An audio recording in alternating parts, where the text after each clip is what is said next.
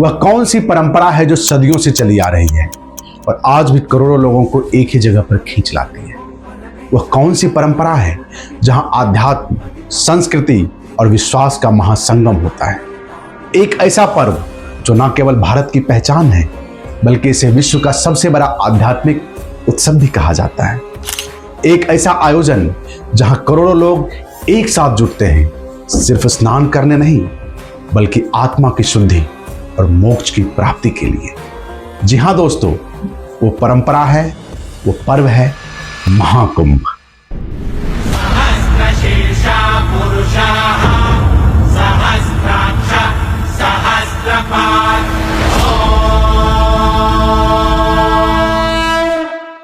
और इस बार का महाकुंभ मेला 2025 प्रयागराज में 13 जनवरी से आरंभ हो चुका है, जो 26 फरवरी 2025 तक चलेगी। यानी कि पौष के पूर्णिमा से आरंभ होकर अगले 45 दिन तक चलेगी और अंत में महाशिवरात्रि को इसकी पूर्णाहुति होगी। और ऐसा दिव्य महाकुंभ हमारे और आपके जीवन का आखिरी होने वाला है, क्योंकि महाकुंभ 12 कुंभ यानी कि 144 वर्षों के बाद आयोजित होता है। दोस्तों, यह केवल एक मेला नहीं बल्कि यह है धर्म, ज्योतिष, विज्ञान और संस्कृति का महासंगम। तो चलिए आज इसकी गहराई में उतरते हैं।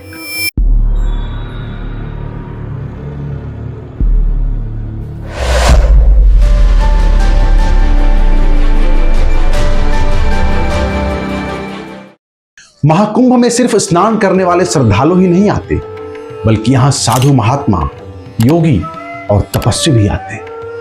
यहां होती है ज्ञान की गंगा, यहां सुनाई देती है भगवत गीता और वेदों की शिक्षाएं। यहां मिलती है वह ऊर्जा जो जीवन को एक नई दिशा देती है। कहते हैं महाकुंभ में हर इंसान का मन एक नदी की तरह बहता है और यह नदी पवित्र गंगा, यमुना और सरस्वती के संगम में मिलकर एक हो जाती है। नमस्कार दोस्तों, मैं आपका दोस्त रमेश कुमार और स्वागत है आपका हमारे चैनल फॉर्मेटिक्स पे, जहां हम आपको भारतीय संस्कृति, इतिहास और अध्यात्म की अनमोल अनकही कहानियों से जोड़ते हैं। तो दोस्तों, कुंभ और महाकुंभ के इतिहास को लेकर बहुत सारे रहस्य हैं, बहुत सारी भ्रांतियां हैं जो समाज में फैली हुई है। बहुत सारे ऐसी बातें हैं जो हिंदुओं को जाननी चाहिए, लेकिन या तो वो अनजान हैं या फिर गलत जानते हैं। आज हम आपको ले चलेंगे इस अद्भुत यात्रा पर, महाकुंभ के रहस्यमय इतिहास, इसके महत्व और अखाड़ों से इसके गहरे संबंध की कहानी सुनाने।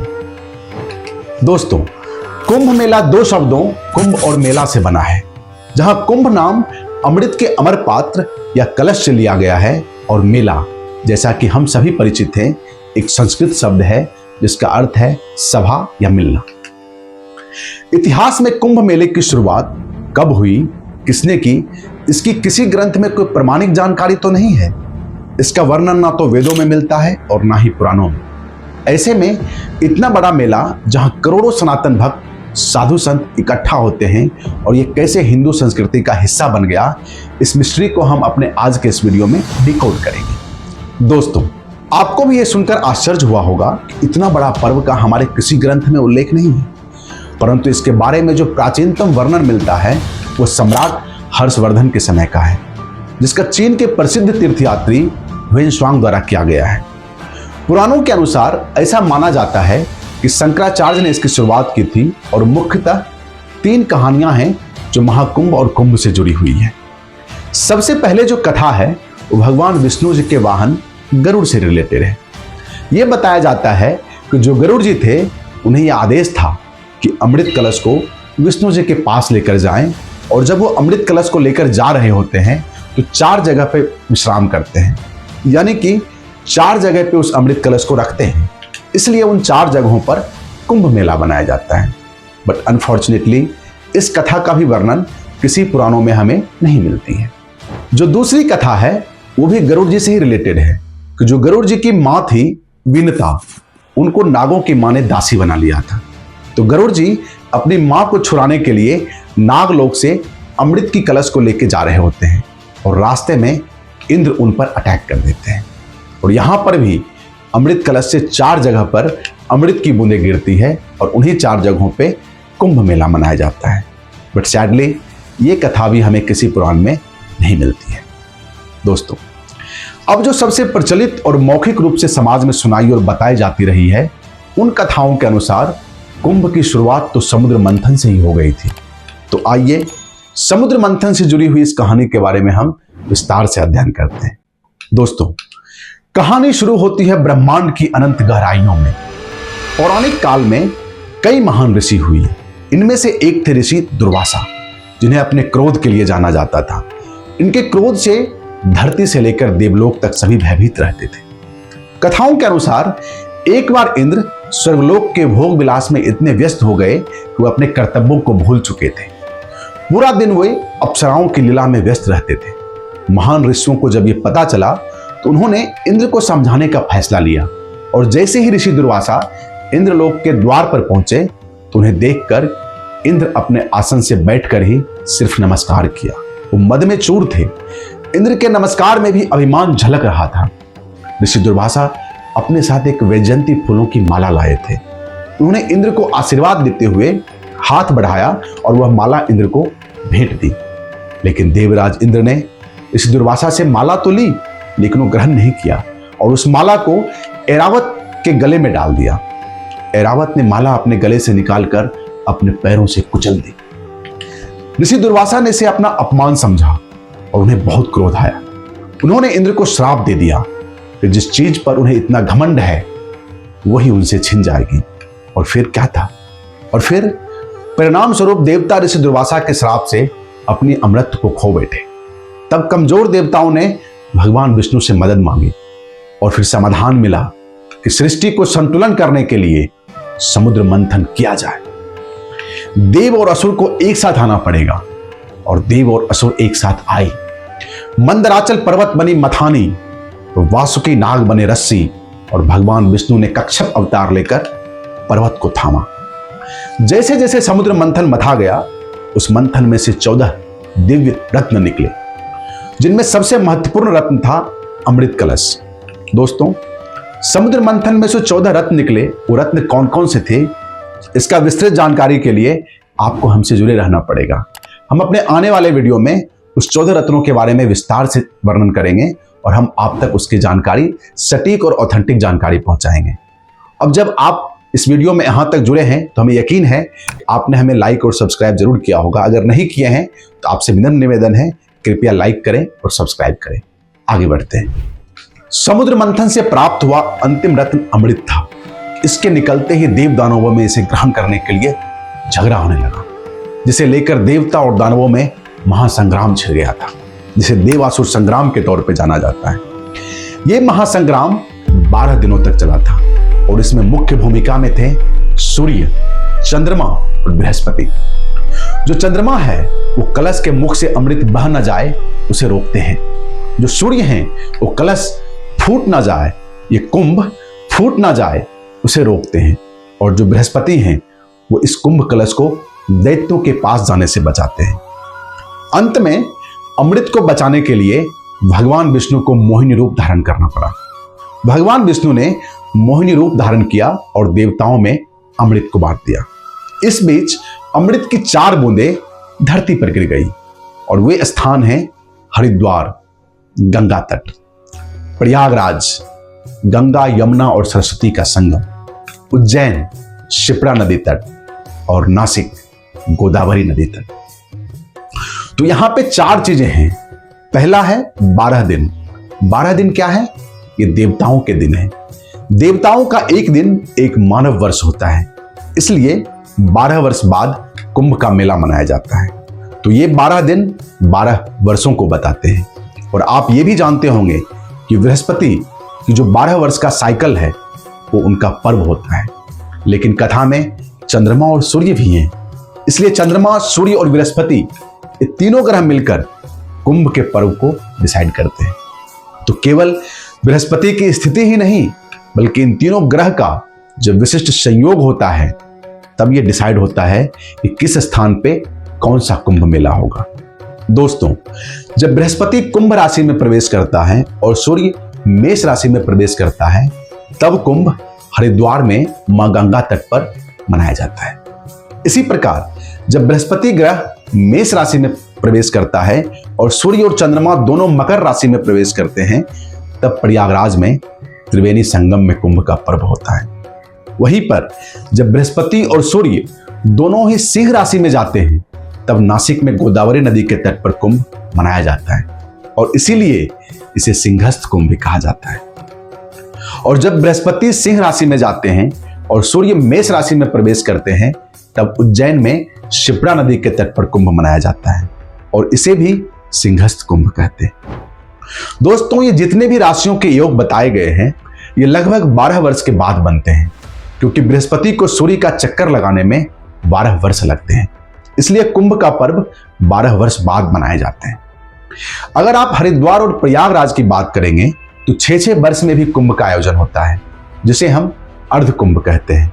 इसके साथ साथ प्रयागराज में प्रत्येक वर्ष 1.5 माह का माघ मेला भी लगता है। इसलिए प्रयागराज हमेशा तैयार रहता है साधु संतों के स्वागत के लिए और इसीलिए प्रयागराज को तीर्थराज भी कहा जाता है। दोस्तों, इन्हीं स्थानों पर हर 12 साल में महाकुंभ का भी आयोजन होता है। लेकिन महाकुंभ केवल एक धार्मिक आयोजन नहीं है, बल्कि खगोलीय ज्योग्राफिकल चमत्कार का भी हिस्सा है। हम सबको पता है कि पृथ्वी की रक्षा में बृहस्पति की भूमिका अहम होती है, यानी कि जुपिटर की भूमिका अहम मानी जाती है। एक गुरुत्वाकर्षण कवच होता है। बृहस्पति का विशाल आकार और अत्यधिक गुरुत्वाकर्षण बल पृथ्वी के लिए सुरक्षा कवच की तरह काम करता है। यह ग्रह अंतरिक्ष से आने वाले क्षुद्र ग्रहों यानी कि एस्ट्रॉइड्स और धूमकेतुओं को अपनी ओर आकर्षित करके पृथ्वी से टकराने से रोकता है। आधुनिक विज्ञान की हम माने तो इसने इस तथ्य को प्रमाणित किया है कि बृहस्पति पृथ्वी की प्राकृतिक सुरक्षा प्रणाली के रूप में कार्य करता है। हमारे प्राचीन भारतीय ऋषियों ने बृहस्पति के प्रभाव और उसके आध्यात्मिक महत्व को समझा और उसे धार्मिक अनुष्ठानों जैसे महाकुंभ का एक आधार स्तंभ बनाया। बृहस्पति को गुरु कहा गया है, जिसका अर्थ है मार्गदर्शक और ज्ञान का स्रोत। आज विज्ञान ने इस परंपरा के पीछे के खगोलीय कारणों को प्रमाणित किया है, जिससे यह स्पष्ट होता है कि प्राचीन भारतीय ज्ञान कितना गहन और वैज्ञानिक था। ये खगोलीय घटनाएं न केवल धार्मिक बल्कि वैज्ञानिक दृष्टि से भी महत्वपूर्ण है। मान्यता है कि इस समय नदियों के पानी में औषधीय गुण बढ़ जाते हैं, यानी कि रोग प्रतिरोधक क्षमता हाई होती है, जो शरीर और आत्मा दोनों को शुद्ध करते हैं। अब दोस्तों, जैसा मैंने कहा था कि कुंभ केवल स्नान पर्व तक सीमित नहीं है। कुंभ में अखाड़ा और नागा साधुओं का संगम कुंभ की आत्मा मानी जाती है। महाकुंभ में शाही स्नान अखाड़ों का सबसे बड़ा आकर्षण केंद्र होता है। जो भ्रांति फैली हुई है कि कुंभ में जाना है, स्नान करना है और हमारे पाप धुल जाएंगे, उससे भी बढ़कर है ये कुंभ। कुंभ में और क्या क्या होता है, चलिए अब ये जानते हैं। क्या आपने कभी नागा साधुओं को देखा है? नग्न शरीर पर राख, हाथों में त्रिशूल और मन में एक असीम शक्ति। अब जितने भी साधु संत होते हैं वो 12 वर्षों तक कहीं भी रहे अपनी साधना और तपस्या में लीन रहेंगे, लेकिन 12 वर्षों के बाद वो प्रयागराज में आपस में मिलने जरूर आते हैं। क्यों आते हैं? केवल स्नान के लिए नहीं, बल्कि 12 वर्षों में यदि कुछ नया पता चला है, कुछ नई खोज हुई है, कुछ नई अनुभव हुए हो, कुछ नई विद्याएं पता चली हो, तो आपस में वो मंथन करते हैं, चिंतन करते हैं, मनन करते हैं और इस नए ज्ञान को समाज के कल्याण के लिए प्रतिपादित भी करते हैं। वहां पे शास्त्रार्थ भी होता है और साथ में कल्पवास भी होता है। अब ये कल्पवास क्या होता है? कल्पवास का मतलब है जितने समय तक कुंभ होगा उतने समय तक सर्वस्व का त्याग कर दिया जाएगा। सिर्फ एक टाइम का अल्पाहार किया जाता है और जमीन पर सोया जाता है। अब ये जितने भी सन्यासी होते हैं, संत होते हैं, ये अलग अलग अखाड़ों में बंधे होते हैं। दोस्तों, अब जब आप अखाड़ा शब्द सुनते हैं तो आपको लगता होगा कि अखाड़ा तो व्यायामशाला को कहा जाता है, तो फिर साधु संतों के साथ अखाड़ा शब्द क्यों जुड़ा हुआ है? तो ये बात है कि जब 8वीं सदी में आदि गुरु शंकराचार्य जी सनातन धर्म का रिवाइवल कर रहे थे, उसका पुनरुत्थान कर रहे थे, सनातन धर्म की जो पताका थी उसे पुनः लहराने के प्रयास कर रहे थे, तो उनको एक बात समझ आ गई थी कि केवल जो हमारा आध्यात्मिक शक्ति है, जो हमारा दर्शन है, वही काफी नहीं है। क्योंकि ये वो समय था जब हिंदुओं के प्रतीकों और मंदिरों पर लगातार आक्रमण हो रहे थे। वो चाहते थे कि आध्यात्मिक शक्ति के साथ विद्या के साथ शस्त्र की भी विद्या हमें प्राप्त हो। इसलिए जो मठ, जो आश्रम इन विद्याओं के साथ शस्त्र की विद्या, शक्ति की विद्या देते थे, उन्होंने उनको अखाड़ा का नाम दिया। और अब अगर आप आज देखेंगे तो सनातन धर्म में 13 प्रमुख अखाड़े हैं और ये 13 अखाड़े अलग अलग संप्रदाय से आते हैं। जैसे कि जो पहले 7 अखाड़े हैं ये सन्यासियों के अखाड़े हैं और अगले 3 अखाड़े वैष्णव अखाड़े हैं और अन्य जो अखाड़े हैं वो उदासीन अखाड़े हैं। दोस्तों, हम अपने आने वाले वीडियो में ये 13 अखाड़ों के बारे में भी डिटेल में चर्चा करेंगे और हम कोशिश करेंगे आप तक इसका सटीक जानकारी पहुंच पाए। तो अगर आपने अभी तक हमारे वीडियो को सब्सक्राइब नहीं किया है, हमारे वीडियो को लाइक नहीं किया है, तो कृपया सब्सक्राइब करें और हमें लाइक करें ताकि आप तक हमारे वीडियो का प्रथम जानकारी मिले। आगे बढ़ते हैं। इन अखाड़ों की अपनी विशेषता होती है, इनके अलग अलग परंपरा होते हैं, इनके अपने अलग अलग इष्ट देव भी होते हैं। जैसे कि आप सनातन धर्म की अखाड़ों की बात करेंगे तो श्री निरंजनी अखाड़ा और श्री जूना अखाड़ा, इन दोनों का नाम आप अवश्य सुने होंगे। निरंजनी अखाड़ा में जो इष्ट देव हैं वो भगवान शिव के पुत्र भगवान कार्तिकेय जी हैं और जो जूना अखाड़ा है उसके जो स्वामी हैं भगवान दत्तात्रेय जी हैं। ऐसे ही सन्यासियों का एक अखाड़ा श्री महानिर्वाण अखाड़ा है। इसके इष्ट देव कपिल मुनि हैं और अगर आप इतिहास में जाएंगे तो 1260 ईस्वी में भगवानंद गिरी जी के नेतृत्व में कनखल के एक मंदिर को 22,000 नागा साधुओं ने आक्रमणकारियों से बचाया था। तो अखाड़ा और नागा साधुओं ने भारत के इतिहास में एक महत्वपूर्ण योगदान दिया है। दोस्तों, महाकुंभ के दौरान ये साधु सबसे पहले शाही स्नान करते हैं जिसे राजयोग स्नान भी कहा जाता है। इस बार 3 डेट से हैं। जो पहली है 13 जनवरी को जो कि पौष पूर्णिमा थी, दूसरी है 12 फरवरी जो कि माघ पूर्णिमा आएगी और फिर अंतिम है 26 फरवरी जो कि महाशिवरात्रि है। और उनके साथ जुड़ी परंपराएं और शक्ति देखना एक अद्भुत अनुभव होता है। इस कुंभ के समय कई अखाड़े दीक्षा भी देते हैं। यदि आपको संन्यास धारण करना है तो यहां से आप दीक्षित हो सकते हैं और यहीं से कुंभ के समय से ही हजारों लोग दीक्षा धारण करके सन्यासी का जीवन जीने लगते हैं। इन अखाड़ों का संचालन अखिल भारतीय अखाड़ा परिषद द्वारा होता है। दोस्तों, आज के आधुनिक समय में महाकुंभ केवल एक धार्मिक आयोजन नहीं बल्कि एक वैश्विक घटना बन चुका है। डिजिटल कुंभ होने लगा है। लाइव स्ट्रीमिंग और ऑनलाइन सुविधाओं ने इसे दुनिया भर में एक्सेसिबल बना दिया है। 2019 का प्रयागराज कुंभ 50 दिन के आयोजन में 24 करोड़ से अधिक श्रद्धालु आए थे। इसे यूनेस्को ने इंटेंजिबल कल्चरल हेरिटेज और ह्यूमैनिटी के रूप में मान्यता दी। 2019 कुंभ में 1 लाख सुरक्षाकर्मी की तैनाती की गई थी। 5000 हेक्टेयर में फैले आयोजन क्षेत्र को संभालने के लिए 3200 करोड़ रुपयों का बजट बनाया गया था। और इस बार के महाकुंभ में यानी कि 2025 के महाकुंभ में लगभग 40 करोड़ से ज्यादा श्रद्धालुओं के आने का अनुमान है जो कि कई देश की आबादी से भी बड़ी है, जिसमें कि अमेरिका, ब्राजील, पाकिस्तान और बांग्लादेश जैसे देश थे। आने वाले श्रद्धालुओं के लिए 1.5 लाख टॉयलेट बनाए गए हैं और उन 1.5 लाख टॉयलेट को मेंटेन करने के लिए 4.5 लाख सफाई कर्मचारी, उनके ऊपर उनके मैनेजमेंट को देखने के लिए 13,000 कर्मचारी को नियुक्त किया गया है। और अब इन 4-5 लाख कर्मचारियों के रहने के लिए मकान, उनके बच्चे की पढ़ाई के लिए स्कूल की भी व्यवस्था की गई है। करीब 15 लाख के आसपास विदेशी पर्यटक भी आएंगे, उनके लिए भी स्पेशल व्यवस्था की गई है। वहां पे उन सबको होस्ट करने के लिए अल्ट्रा लग्जरी टेंट की भी व्यवस्था की गई है। तो अनुमानतः 50 करोड़ लोग आएंगे और अगर प्रत्येक ने मिनिमम 2000 भी खर्च किए तो 1 लाख करोड़ का बिजनेस होगा। सोचिए। और यहां कुछ लिबरल्स कहते हैं कि हिंदू पर्व तो पैसों की बर्बादी है। नहीं। तो दोस्तों, मैं आशा करता हूं कि इस वीडियो के माध्यम से आज आप बहुत कुछ नया जाने होंगे और यदि आपके मित्रों और परिवारजनों में कुछ भ्रांतियां हैं तो उनको ये वीडियो अवश्य दिखाएं और कमेंट में यदि कोई ऐसी बात है जो कुंभ या महाकुंभ के विषय में है और बहुत लोगों को नहीं पता हो तो हमें भी अवश्य बताएं। साथ में आप हमसे जुड़े रहिए और हमें यूं ही सपोर्ट करते रहिए। हम फॉर्मेटिक्स को एक ऐसा प्लेटफॉर्म बनाना चाहते हैं जो कि सत्य और ऑथेंटिक जितनी भी अनकही और अनएक्सप्लोर्ड जानकारी है उसको आप सब तक हमारे वीडियो के माध्यम से उपलब्ध कराई जा सके। दोस्तों, आप यहां तक हमसे जुड़े रहे इसके लिए मैं आपका धन्यवाद करता हूं।